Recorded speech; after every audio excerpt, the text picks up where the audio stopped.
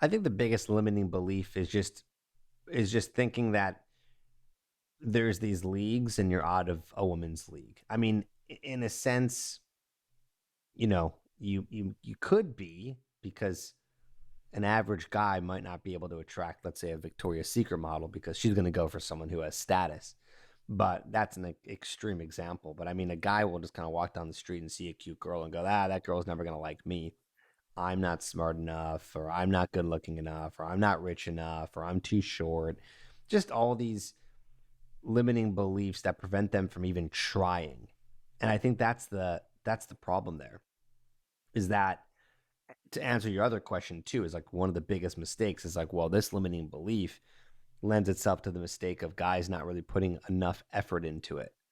I think a lot of guys just, they almost act like women, in the sense where they're like, well, I guess it will just kind of happen. And for a woman, well, it's much easier for it to happen to her because she can start an online profile and get a ton of people swiping on her. She can walk down the street or go to a bar or go wherever and have guys hitting on her. So yeah, for her, it's way more likely to happen. For a guy, it's just not.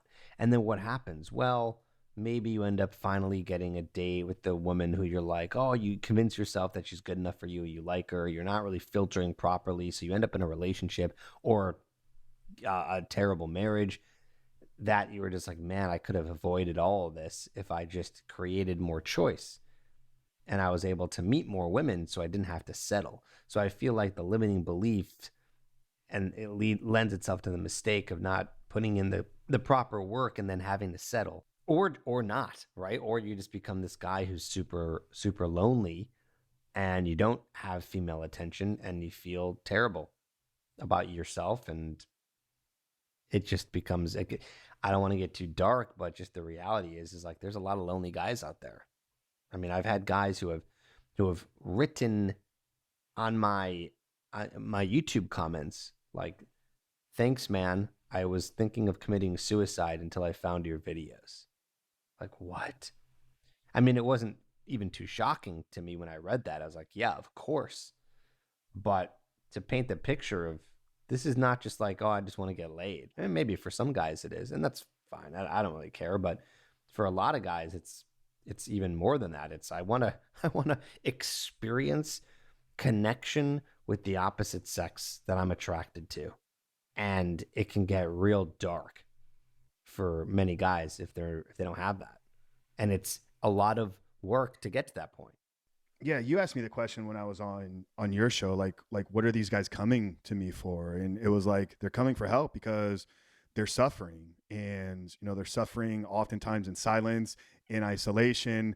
They're struggling with that self-esteem, that self-confidence, because they keep returning back to this behavior that they know is not in alignment with who they want to be. So I'm going to assume that the guys that are coming to you are probably in a very similar state of mind as to the men that are coming to me. And it's like you're helping them in one area of their life, like confidence, communication, how to find, attract, meet women. I'm sure there's design elements, like how to actually make yourself look presentable. Whereas like I'm helping these guys realize like you're worthy beyond these pixels on a screen. Like when you begin to build more productive habits, like we take a very self-development approach to our work. It's all connected. You know what I'm saying? It's all connected. It's like, I found that, yeah, there are things you can do to like attract women and not really have your life together, but the woman's not going to stick around. So that's the problem there. But it is all connected. It's like, you want to, and I teach this stuff. It's like, you want to become the best version of yourself, self actualization. So you want to grow into the person that you were capable of becoming. That's, we'll say, a better version, or a more actualized version, a more productive version, just because you're going to have a more fulfilling life. You're going to feel good about you. You're going to feel good about life in general. You're going to enjoy waking up every day. And then if you can become that guy, your choice of women will go up drastically.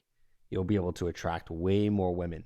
So you want to do it for yourself, and then the byproduct of that is going to be meeting women.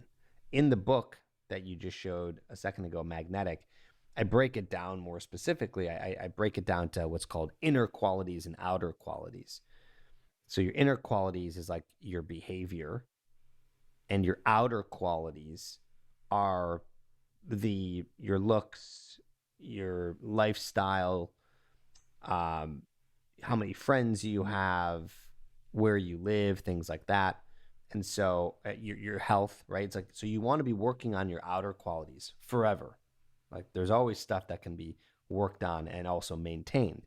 And that's going to help you become a great version of yourself and a very attractive version of yourself. And I like to say, we don't do that for women. We do that for us. The byproduct is women.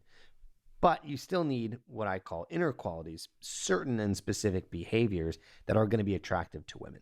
And those behaviors are going to be the ones that some guys know, confidence, charisma, being able to flirt, build tension with a woman, being able to be dominant and lead, some of those things. And so we build those behaviors alongside of building the outer qualities, and we become this amazing version of ourselves that we never thought we could be.